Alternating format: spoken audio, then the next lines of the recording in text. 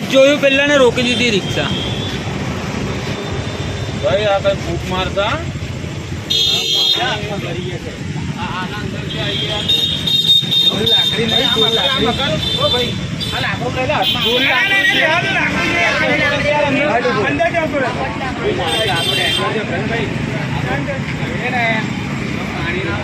જતો રહેશો ને ભાઈ અંદર. અલા ભાઈ રેવા દો અંદર જતો રહેશે, પેલા પકડવા આવે જ છે.